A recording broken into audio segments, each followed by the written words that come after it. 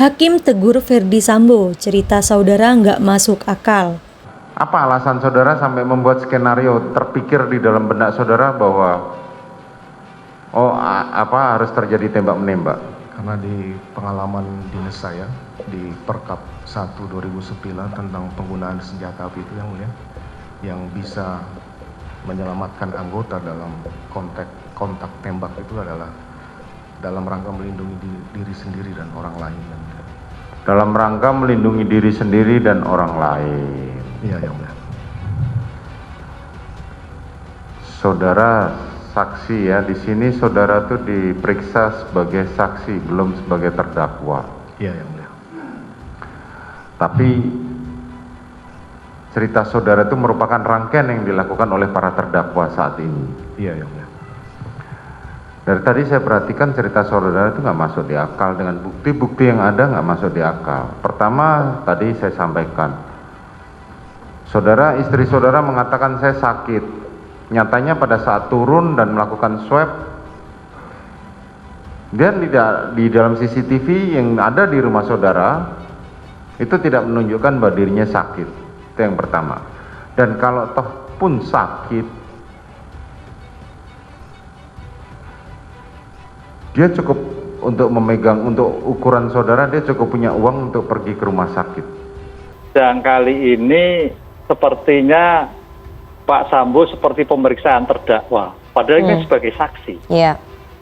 Saksi atas Eliezer, kan begitu kan. Nah, oleh karena itu agak bias rupanya, mana sebagai saksi, mana sebagai terdakwa. Nah, ini akhirnya nanti menjadi suatu hal yang harus menjadikan perhatian khusus ketika pemeriksaan sebagai terdakwa. Kemudian terhadap istilah hajar cat dan tembak cat, kita harus lihat konteksnya, Mbak Rifana. Kalau menurut saya, kalau membawa senjata, apalagi senjata api, itu kok agak sulit kalau dikatakan sebagai hajar cat. Oke. Hajar itu kalau tangan kosong.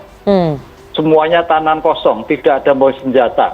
Nah, kemudian kalau kita lihat bagaimana gestur maupun mikroekspresi, ya, Pak Sambo ini sungguh berbeda sekali, ya, keluar dari baseline. Saya mengatakan keluar dari baseline, kenapa?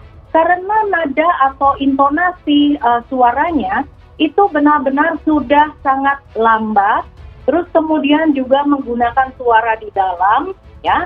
Ini berbeda sekali, ya, dengan beliau pada biasanya di sidang-sidang sebelumnya. Majelis Hakim menegur Ferdy Sambo saat memberikan kesaksian di persidangan dengan terdakwa Richard Eliezer, Ricky Rizal, dan Kuat Ma'ruf. Hakim menilai kesaksian Sambo tak masuk akal. Kesaksian yang diberikan Sambo dinilai tidak cocok dengan bukti-bukti yang muncul di persidangan. Dari tadi saya perhatikan cerita saudara nggak masuk di akal. Hakim mencatat sejauh ini ada 3 kesaksian Sambo yang diragukan. Di antaranya adalah saat mengatakan Putri Chandrawati sedang tidak sehat saat disaguling sebelum melakukan tes swab. Saat itu Putri baru pulang dari Magelang. Sebab jika melihat rekaman CCTV, Hakim menilai saat itu Putri baik-baik saja. Kalaupun toh sakit, dia cukup untuk ukuran saudara, cukup untuk punya uang untuk pergi ke rumah sakit, kata Hakim. Kedua, Hakim menyoroti soal pernyataan Sambo yang tidak mengetahui bersama siapa saja istrinya hendak melakukan isolasi mandiri di rumah Duren 3 usai pulang dari Magelang. Sebab, Sambo seharusnya tahu siapa saja yang ikut Putri ke Magelang. Hakim menilai mereka yang ikut ke Magelang itulah yang akan isoman dengan Putri, karena satu perjalanan. Saudara mengatakan bahwa dia, Putri Chandrawati, mau isoman dan saudara tidak tahu menahu. Isoman siapa saja yang ikut? Itu satu hal yang tidak masuk akal, lanjut Hakim. Kenapa tidak masuk akal? Ketika mereka berangkat dari Magelang itu ada Kuat, ada terdakwa Eliezer, ada Susi dan istri saudara. Di belakangnya baru ada Ricky Rizal dan Joshua, sambung Hakim. Kemudian lanjut Hakim, saat hendak pergi ke Duren 3 dari Saguling untuk isoman, Putri didampingi oleh Ricky, Joshua, Kuat Ma'ruf, Eliezer, tetapi tanpa Susi. Jadi sangat lucu kalau saudara tadi mengatakan saya tidak tahu siapa yang mau diajak, ungkap Hakim. Ketiga, soal pengakuan Sambo yang semula hendak mengkonfirmasi Joshua soal keterangan Putri soal pelecehan seksual pada 8 Juli 2022 malam hari.